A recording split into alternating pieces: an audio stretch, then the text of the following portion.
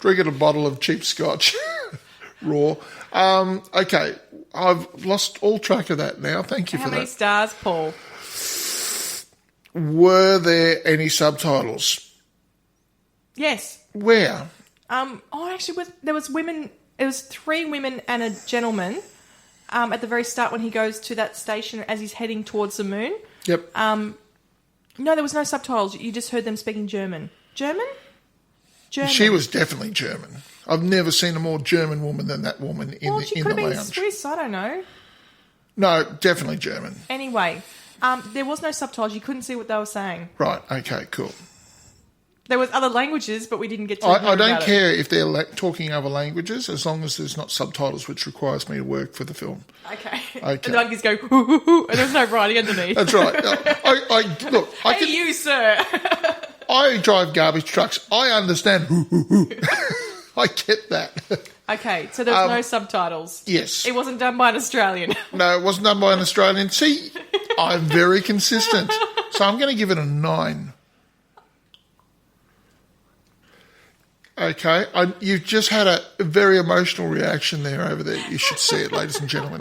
It's exquisite. Wow. I've got dry gagging. Let me justify my reason. I know you think I'm insane. Okay.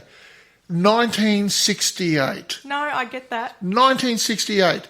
The special effects on this were fabulous for that time period, yeah. Stunning. And like the models that they used for the space station, the amount of work, and you sat there, like I was sitting there and I was watching that woman taking 3 minutes. It doesn't get a 10 because the editing is shit. Okay, but I'm not going to have a go at anybody's acting because it was what was required of the film. No, the way that that guy's running around in a circle and the way they filmed that was fabulous. It was amazing. Nobody's done that ever since. They actually set it up so that they had an entire set on a rotary drum in order to do it. I saw that, yes. And they didn't just do it for one. They did it for about 7 or 8 of them. Yes. So, I'm sorry, but how can I put this? For the sheer ability of being able to... I mean, the girls walking up the line with the Velcro socks on, that looked shit. With a weighted shoe. Yeah, it didn't really work because they couldn't act well enough as if they looked weightless. Well, it's hard to do that. It is hard to do that. Unless I get that. Unless they put weight in their shoes. They've got gravity working against them on that, Look, if they'd actually put something in their shoes, it would have probably been easier, but I don't know how it worked. Yes. So 9 stars from you, Paul. Yeah, I'm happy with 9. Okay, I'll say 6. Wow. I did not expect it over a 5 from you. No, I've thought about it. I think people will get something out of it, but it is awfully long and you will be looking at your watches constantly. But there'll be bits out of it that you go, oh, that's interesting. And you'll get enough of those throughout that it's not going to totally kill you. There is worse 3-hour films out there. Pip? Yes. Does my face look smug at the moment? Very. Even with the cheesy little stuff around your beard. Now, can I ask this simple question?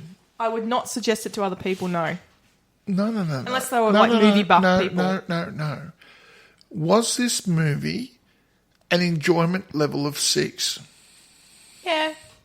Really? I like the howl thing. That was awesome. It was. It did kind of carry it for a fair way, but then you'd fall asleep at the... the long bits were annoying. And at the end, it's Space Baby! That made sense, but it went too long again.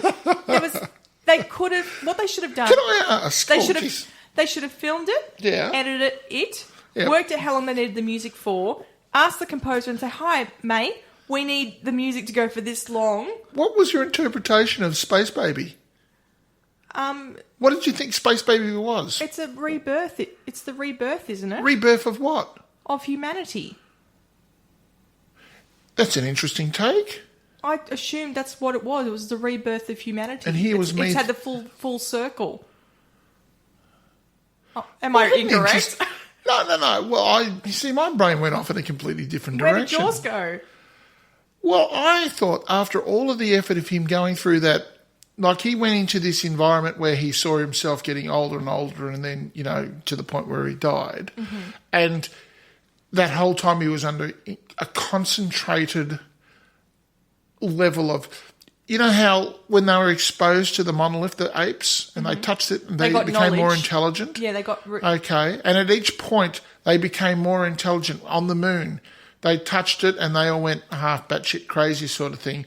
But then they found... They were able to travel to Jupiter, right. yes. So when he went in and touched the monolith at Jupiter, it completed the circle, and so therefore he travelled into interdimensional. He became an interdimensional being, and all of the knowledge and everything, that was his whole life rotating in front of him sort of thing, so that he was folding back out of space into time.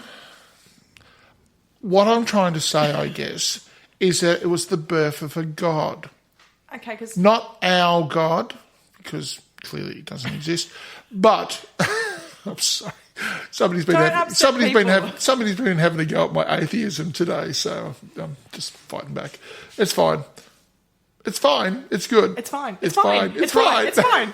I'm feeling a little fragile. No, because I mean, you're going from apes who are... Yeah, he's becoming an smarter. interdimensional being. You're getting people smarter. Well, I just assumed it was a rebirth of the next line of humanity. But that's just me. Like I said, it's probably too arty for me, as in you've got to be a lot smarter. So I'm not a lot smarter. You're smarter than me. You've got, I was about to say 20 more years experience, but it's not 20 years. It's not. And I drive trucks. You've gone to university. Don't just keep saying that. I went to study science. I didn't go and study psychology. This is science fiction. No, I just think... I drive trucks. I'm not that I think smart. what we're saying is we're both visualising very much the same thing, but we're using different language to articulate it. Or we got something different out of it. You think the next level of humanity, whereas I think a god. So it's the same thing. You right there? Yeah, I'm all right. Pip's got a drinking problem. I shouldn't try... She can't get it in the mouth.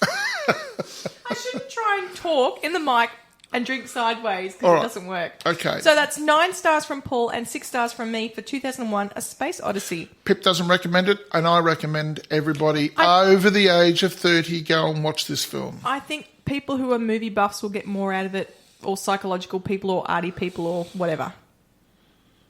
Sure, why not? So, all right. Paul, now you've got rid of the podcast pick of the week. What about the magic movie moment? Okay, well, I actually did this, and I did it about a fortnight ago, so I can't actually remember what it is. So I'll just hit the button and we'll just take a potluck, shall we? Oh, gosh, that'd be interesting. Here we go. No, I remember. It's actually from Inglourious Bastard. You've had a couple from Inglourious Bastards. Well, it's a very good film, and it's got quite a few good speeches in it, so here we go.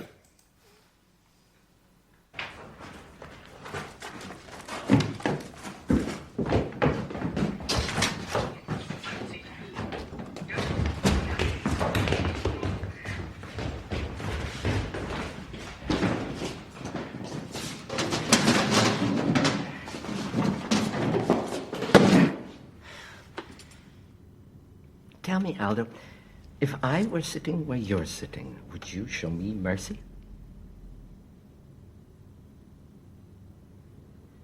Nope. What is that English expression about shoes and feet? Looks like the shoe's on the other foot. Ja, just thinking that. Sie können wegtreten. Bleiben Sie am Posten draußen.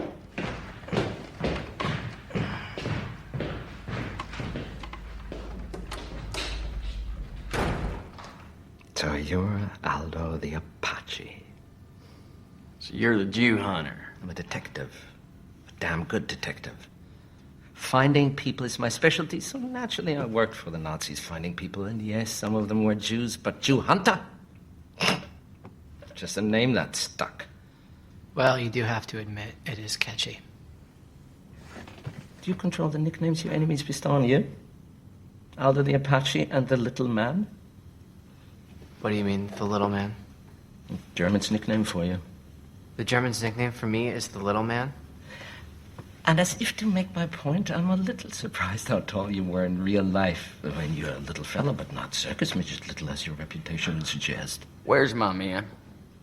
Where's Bridget von Hammersmark? Well, let's just say she got what she deserved.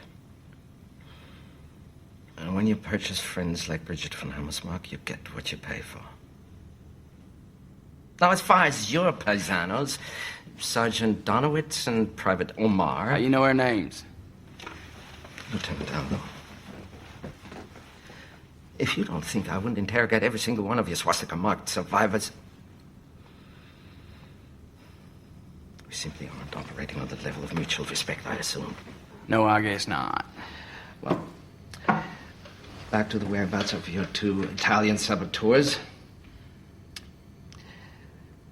As of this moment, both Omar and Donowitz should be sitting in the very seats we left them in. 0023 and 0024, if my memory serves.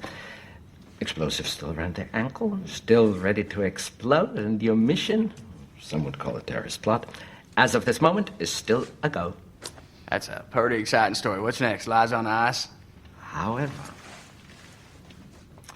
all I have to do is pick up this phone right here, inform the cinema, and your plan's kaput.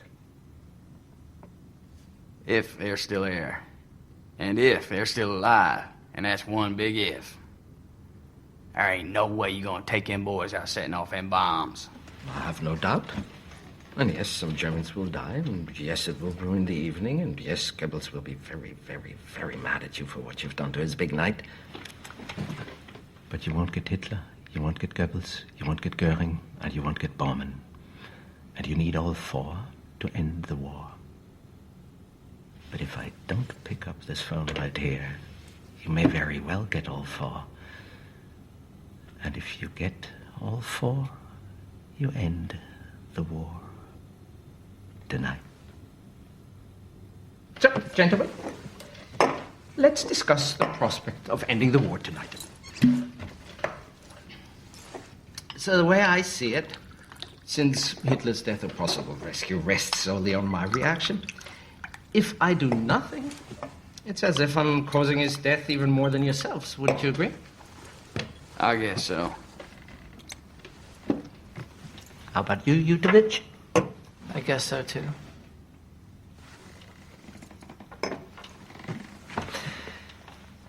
Gentlemen, I have no intention of killing Hitler and killing Goebbels and killing Goering and killing Bowman, not to mention winning the war single-handedly for the Allies, only later to find myself standing before a Jewish tribunal.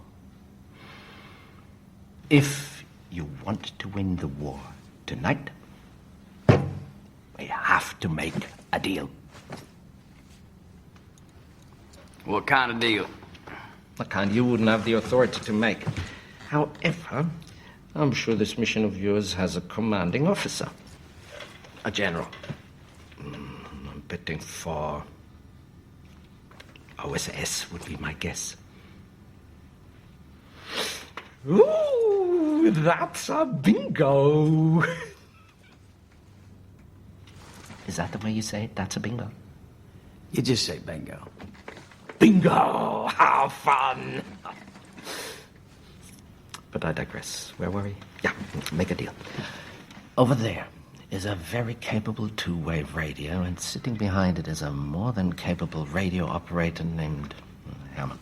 Get me someone on the other end of that radio with the power of the pen to authorize my, let's call it, the terms of my conditional surrender, if that day's better going down.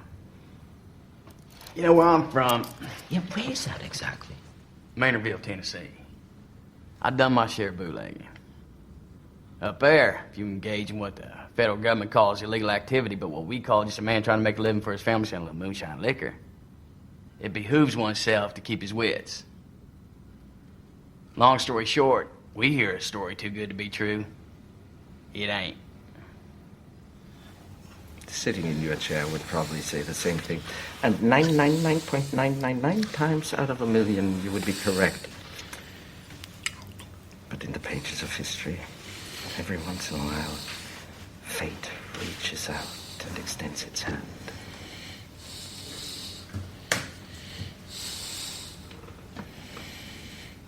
What shall the history books read?